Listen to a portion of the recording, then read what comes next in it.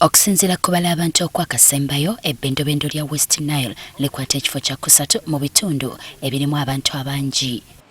Mu kitundu kino disitulikiti ya Arua y'emu ku ezo ezisingamu abantu. Bwe babadde beegasse ku nsi yonna okuza olunaku lw'obunji bw'abantu ku ssomero li Eruba Primary mu disitulikiti ya Arua, abakulembeze mu kitundu kino bategeezezza ng'ekitundu bwe kisingamu abavubuka kyokka nga bangi ku bo tebalina mirimu. Museveni has done the needful to create regional hub centers for skilling the youth. But we only have one skilling center that caters for 12 local government entities. Now, the slot in this health skilling center is only 240. Now, the 240 slots for this skilling center is divided amongst the 12 local government entities. How many slots are there per district? You realize around 20, 24, very little. And yet our population right now, 73% is comprising of youths whom we are to skill. So when shall we reach all this population is not the challenge. Era bano balaze obwennyamivu olw'omuwendo gw'abaana ab'obuwala abafuna embuto nga tebaneetuka okweyongera. Early teenage pregnancies and marriage being driven by night markets here, discourse, high school dropout rates. Because if you go to primary schools, you see from P1 up to P4, you'll get very many girls. But from P5 up to P7, guest of honor, you'll get few girls. If ask yourselves, where are they going? Our morals have gone to dogs. What is meant for elders, children are now enjoying it. Sex actually is meant for elderly people for relaxing themselves after a hectic day's work.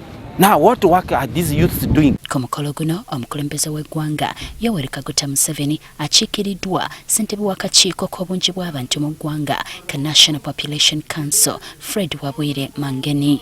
Ono ategeezezza nga kati essira bwe liteereddwa mu kulongoosa ebyenjigiriza mu ggwanga. The government introduced the universal primary and secondary education programs to make basic education accessible to all children from economically vulnerable families. I'm happy that these programs have significantly improved school enrollment. Nayo n'avumiridde omuze gw'abasajja bassedduvutto abaganza abaana abataneetuka ne batuuka n'okubafunisa embuto. Akalaatide abakulembeze okukwatira wamu okumalawo omuze guno. I marry young girls who should be in school. We shall not allow this to continue because child marriage is a significant barrier to girls' education. I call upon all Ugandans to reject tendencies that promote child marriage, teenage pregnancy, gender-based violence, drug abuse, and school dropouts. Era akubiriza abantu okwettanira enteekateeka za gavumenti ezigendereddwamu okulwanyisa obwavu, kyagamba nti kyandiyambako mu kulwanyisa ebbula ly'emirimu mu bavubuka. PDM and the Emyoga program are unique approaches to bringing the money economy closer to the wananchi.